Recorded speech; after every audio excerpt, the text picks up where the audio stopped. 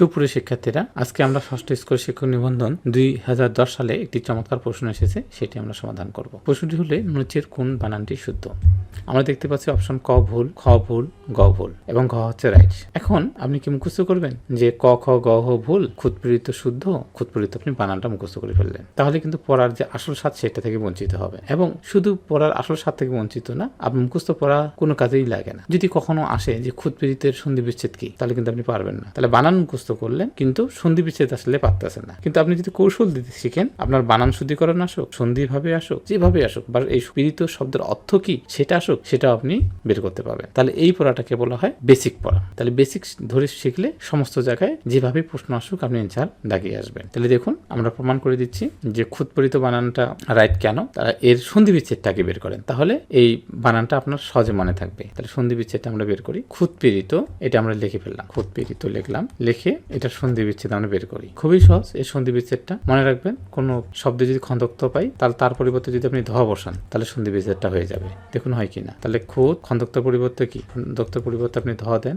আর এই পাশে কি থাকলো, পীড়িত, আপনি পীড়িত এই পাশে লেখেন, তাহলে হয়ে গেল। তাহলে খুদপীড়িত সন্ধি বিচ্ছেদ আপনি পেয়ে গেলেন। খুবই সিম্পল। কি শুধু একটা কৌশল মনে রাখছেন যে খন্দক্ত থাকলে সেই খন্দক্তের পরিবর্তে আপনি ধ নেবেন। এখন তারপরে প্রমাণ করে নেবেন যে আচ্ছা খুদপীড়িত এর সন্ধি বিচ্ছেদটা হয়েছে কিনা। সন্ধি বিচ্ছেদ হলে দুইটার অর্থ থাকবে। তাহলে খুদ এর মানে হচ্ছে ক্ষুধা থেকে আসছে, ক্ষুধা, ক্ষুধার এর মূল শব্দ হচ্ছে খুদ। তাহলে ক্ষুধা, যেহেতু এর অর্থ ক্ষুধা, তাহলে আপনি পেয়ে গেছেন। আর পীড়িত মানে হচ্ছে কষ্ট পাওয়া, কষ্ট পাওয়া। তার মানে খুদপীড়িত শব্দের অর্থ কি? এখন যে কেউ বলবে স্যার এটা খুবই সহজ, খুদ শব্দটা তো ক্ষুধা, পীড়িত মানে হচ্ছে কষ্ট পাওয়া। ক্ষুধায় যে কষ্ট পায় সেটাই হচ্ছে খুদপীড়িত। তাহলে মুখস্থ করতে হইলো? মুখস্থ করতে হইলো না। তাহলে আমরা সন্ধি বিচ্ছেদ শিখলাম এবং খুদপীড়িত শব্দের অর্থ কি সেটাও শিখলাম। এরপরে হচ্ছে খুদপীড়িত বানান, এটা রাইট, কিন্তু আমাদের ক ভুল কেন? দেখেন, পীড়িত বানানটা এটা ভুল। কেন ভুল? এখন আমি বললাম যে পীড়িত বানান ভুল, এই জন্য ভুল। তাহলে আপনি বিশ্বাস করলেন না। তখন আপনাকে জানতে হবে যে পীড়িত শব্দটা আসলে কোথা থেকে আসছে। পীড়িত শব্দটা আসছে পীর থেকে। পীর হচ্ছে একটা মূল, এটা মানে হচ্ছে কষ্ট, কষ্ট। তাহলে পীর থেকে আমাদের কি কি শব্দ গঠিত হতে পারে? পীর থেকে হতে পারে পীড়া, পীর থেকে পীড়া, তারপর হতে পারে পীড়িত, তারপর কি হতে পারে? তারপর হতে পারে পীড়ন, পীড়ন। তাহলে দেখেন, আপনি পীর শব্দটা আপনি জানতে হবে, পীর মানে হচ্ছে কষ্ট, পীড়া পাওয়া। তাহলে পীড়া পাওয়া মানে কি? কষ্ট। পীড়িত মানে কি? পীড়িত মানে হচ্ছে যে কষ্ট পাওয়া, আর পীড়ন মানে যাকে কষ্ট দেওয়া হয়। তাহলে আপনি পীড়িত বানানটা কেন দীর্ঘিকার অস্বীকার হবে? এখন দেখেন, তার মানে পীড়া শব্দের সাথে, পীর শব্দের সাথে, পীর যে শব্দটা রয়েছে এর সাথে ইতপথে যুক্ত হয়েছে, হয়ে পীড়িত শব্দটা হয়েছে। আর ইতপথের কাজ হচ্ছে পীর কি কষ্ট যে পায় সেটাই হচ্ছে পীড়িত। পীড়ন যে কষ্ট দেয়। তাহলে এটা কি? এটা হচ্ছে মূল শব্দ হচ্ছে পীর, আর এর সাথে কি আছে? অন আছে। অন প্রত্যয় থাকলে পীড়ন হয়ে যায়। আর এটা হচ্ছে পীড়া, তাহলে পীর যোগ আ হচ্ছে পীড়া। তো এই বিষয়গুলো তো আমরা ক্লাসে ধরে পড়াবো। জাস্ট আপনি একটু বুঝেন যে আপনি যে পড়াশোনা করতেছেন, পড়াশোনাটা দেখেন আপনি বুঝে পড়তেছেন না মুখস্থ করে পড়তেছেন। আমার মনে হয় 99% স্টুডেন্ট মুখস্থ করে পড়ে। তাহলে কি হয়? সে বুঝে না যে কি কারণে শব্দটা গঠিত হয়। তাহলে খুদপীড়িত, তার মানে পীড়িত শব্দটা এটা ভুল, কারণ পীড়িত শব্দ হচ্ছে মূল শব্দটা পীড়া, এর সাথে ইতপ্রত্যয় হবে। তাহলে ইতপ্রত্যয় যুক্ত যদি হয় তাহলে কি হবে? বানানটা পয় দীর্ঘিকার হচ্ছে র, আর ইতটা থাকলে রস্বীকার হয়ে যাচ্ছে ত। তাহলে পীড়িত, তার মানে খুদপীড়িত মানে কি? খুদপীড়িত মানে হচ্ছে ক্ষুধায় কষ্ট পাওয়া। তাহলে আপনি এটার অর্থ পাইলেন, এটার সন্ধি বিচ্ছেদ পাইলেন। তাহলে পীড়িত বানানটা তাহলে এটা ভুল, এখন বুঝতে পারতেছেন। এটাও ভুল, কারণ পীড়িত বানান পয় দীর্ঘি, রয় রস্বীকার আর ত হবে। তাহলে আছে এখানে নেই কেন? ওই যে পীর, মূল শব্দটা তো পীর, মূল ধাতুটা আপনাকে জানতে হবে। ধাতু জিনিসটা কি, এখন এটা জানতে হবে। এই বিষয়গুলো তো আপনি এখন বললে বুঝবেন না। আমরা তো প্রত্যেকটা ক্লাস ধরে পড়াবো। শিক্ষক নিবন্ধনের আমরা 30টা লেকচার নেব। এই 30টা লেকচারের মাধ্যমে বাংলার বেসিক টু অ্যাডভান্স পর্যন্ত A to Z আপনি শিখে ফেলবেন। আশা করি ক্লাসগুলো দেখে অন্তত বুঝতে পারতেছেন আমাদের লেকচারগুলো কেমন হবে। সুপ্রিয় শিক্ষার্থীরা, আজকে আমরা শিক্ষক নিবন্ধন কলেজ পর্যায়ের 6ষ্ঠ থেকে 18তম মোট 13 বার এ পর্যন্ত শিক্ষক নিবন্ধন পরীক্ষা অনুষ্ঠিত হয়েছে। এই 13 বারে বাংলার কোন টপিকস থেকে বেশি প্রশ্ন কমন এসেছে তা আজকে বাংলার প্রশ্ন পর্যালোচনা চার্ট থেকে বুঝিয়ে দেওয়া হবে। খুবই গুরুত্বপূর্ণ আজকে আলোচনার বিষয়টি। তাহলে 13 বার আমাদের শিক্ষক নিবন্ধন পরীক্ষা এই পর্যন্ত হয়েছে। 6ষ্ঠতে শুরু হয়েছে এবং 18 পর্যন্ত হয়ে গেছে। তার মানে 19তম আমাদের সামনে নতুন সার্কুলার চলতেছে। এই বাংলার পর্যালোচনা চার্টে আমরা দেখতেছি যে মোট আইটেম রয়েছে শিক্ষক নিবন্ধন কলেজ পর্যায়ের সিলেবাসে রয়েছে 14টি আইটেম, এবং 15 নম্বর আইটেমটি হচ্ছে সিলেবাস বহির্ভূত। তার মানে সিলেবাসের অন্তর্ভুক্ত যে 14টি আইটেম রয়েছে, প্রথমে রয়েছে ভাষারীতি, শব্দ, বিরাম চিহ্ন, বাগধারা, বানান শুদ্ধিকরণ বা বাক্য শুদ্ধিকরণ, অনুবাদ থেকে কম আসে, এখন আসতেছে পারিভাষিক শব্দ থেকে বেশি। সেই বিষয়টা নিয়ে আমরা আলোচনা করব। তারপর সন্ধি বিচ্ছেদ, কারক বিভক্তি, সমাস, প্রত্যয়, সমার্থক শব্দ, বিপরীতার্থক শব্দ, বাক্য সংকোচন, লিঙ্গ পরিবর্তন, এই হচ্ছে আমাদের 14টা আইটেম। এবং 14টা আইটেমের বাইরেও এখন প্রশ্ন আসতেছে। যেমন 18তমতে দেখা গেছে হয়েছে সিলেবাসের অন্তর্ভুক্ত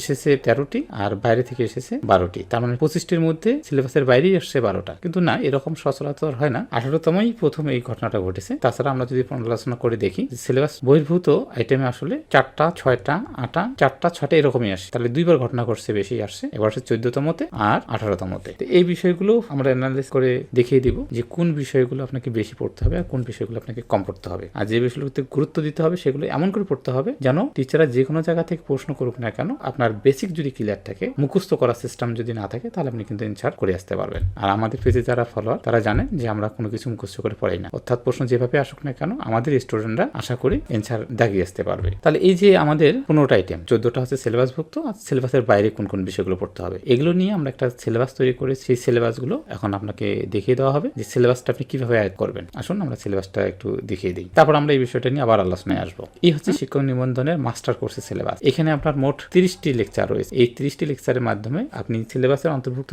যে 14টা আইটেম রয়েছে সেটা তো আপনার সমাধান হবেই এই সিলেবাসের মাধ্যমে, প্লাস হচ্ছে সিলেবাস বহির্ভূত যে আইটেম সেটাও এই 30টা লেকচারের মাধ্যমে আপনার সাজানো দেওয়া হয়েছে। আর এই সিলেবাসের বৈশিষ্ট্যগুলো কি হবে, এই সিলেবাসটি বা এই মাস্টার কোর্সের এই সিলেবাসটি এমন করে সাজানো হয়েছে যেন আপনি বাংলায় 25-এর মধ্যে 25 পাওয়ার চমৎকার গাইডলাইন আপনি এই সিলেবাসটি থেকে পেয়ে যাবেন। তাহলে দেখুন আপনাকে দেখিয়ে দিই যে 15টা আইটেম সিলেবাস অন্তর্ভুক্ত 14টি এবং 15 নম্বর হচ্ছে সিলেবাস বহির্ভূত, এগুলো আপনাকে সাজানো হয়েছে। প্রথমে আপনাকে লেকচার 1-এ আমরা সাজিয়েছি ধ্বনি ও বর্ণ প্রকরণ, তারপর লেকচার 2ও আমাদের ধ্বনি ও বর্ণ প্রকরণ, তাহলে ধ্বনি বর্ণ প্রকরণের উপর 2টি লেকচার আপনি পাচ্ছেন এবং ভাষাভিত্তিক প্রশ্ন অ থেকে দীর্ঘকাল পর্যন্ত আলোচনা করা হবে। এবং লেকচার 1-এ 18তম কলেজ এবং স্কুল এবং স্কুল 2, এই যে 18তম প্রশ্নের যে অ্যানালাইসিস, অর্থাৎ 25টা করে 3 25 75টা, এই 75টা প্রশ্নের আপনি ব্যাখ্যা পেয়ে যাবেন। এবং এই ধ্বনি ও বর্ণ প্রকরণ থেকে এই পর্যন্ত প্রায় 12 থেকে 14টি প্রশ্ন এসেছে, সেটার আপনি অ্যানালাইসিস পাবেন। তাহলে আপনি বুঝতে পেরেছেন ধ্বনি ও বর্ণ প্রকরণ শুধু আপনাকে শুধু গতানুগতিক ধারায় পড়াবো না, আপনারা জানেন যে আপনাকে ছবি ছন্দ কোড ও কৌশলের মাধ্যমে শেখানো হবে এবং এই যে প্রশ্নগুলোর সমাধান সেগুলো আপনার হাতে কলমে শেখানো হবে। আপনি যে জায়গাগুলো বুঝতেছেন না সেগুলো বারে বারে বুঝিয়ে দেওয়া হবে। এইভাবে 30টা লেকচার আসলে সাজানো হয়েছে এবং প্রত্যেকটা লেকচার এভাবে আপনাকে হাতে কলমে ধরে ধরে শেখানো হবে। দেখুন 3 এবং 4, তারপর 5, তাহলে 4 নাম্বার এবং 5 নাম্বার ধ্বনি পরিবর্তন থেকে আমরা 2টা লেকচার সাজিয়েছি, 6, 7 এবং 8। আমরা এই 3টা লেকচার দিয়েছি সন্ধির উপর, শুদ্ধিকরণের উপর লেকচার দিয়েছি, যেটা শব্দের শুদ্ধিকরণ সেটা দিয়েছি 3টা এবং বাক্যের শুদ্ধিকরণের উপর দিয়েছি আবার 2টি, এবং প্রত্যেকটার সাথে ভাষা ভিত্তিক প্রশ্ন থাকতেছে এবং প্রত্যেকটা লেকচারের সাথে প্রত্যেকটা সপ্তম হোক, অষ্টম হোক, নবম হোক, অর্থাৎ ষষ্ঠ থেকে যে আপনার 18তম যে নিবন্ধনের প্রশ্নগুলো এসেছে প্রত্যেকটা লেকচারের সাথে আপনাকে ওই প্রশ্নগুলো অ্যানালাইসিস দেখানো হবে, অর্থাৎ বাক্য শুদ্ধিকরণ থেকে কয়টা প্রশ্ন আসছে সেটা দেখানো হবে এবং সেই জিনিসগুলো আপনি পড়লেন। এরপরে আপনাকে টোটাল মিলে সপ্তম যে শিক্ষক নিবন্ধন প্রশ্ন এসেছে সেই প্রত্যেকটা প্রশ্নের আপনাকে অ্যানালাইসিস দেখা হবে। সত্যিকারে অনেক চিন্তা ভাবনা করে সিলেবাসটা সাজানো হয়েছে এবং এই সিলেবাসটা যদি আপনি কমপ্লিট করেন তাহলে 25-এর মধ্যে 25 পাওয়ার সম্ভাবনা সবচেয়ে বেশি। যারা একটু মনোযোগী কম হবেন তাদেরকেও আমরা গ্যারান্টি দিতে পারি আপনি 22 থেকে 23টা অবশ্যই পাবেন, আর যারা লেগে থাকবেন আমাদের সাথে তারা 25-এর মধ্যে 25-এ পাবেন। এভাবে আমাদের সাজানো হয়েছে। তারপরে দেখুন আপনাদের সমাজের উপর ক্লাস হয়েছে আমাদের 4টা লেকচারের মাধ্যমে সমাজ কমপ্লিট করা হবে। তারপর ভাষাভিত্তিক প্রশ্নগুলো তো দেওয়া আছে,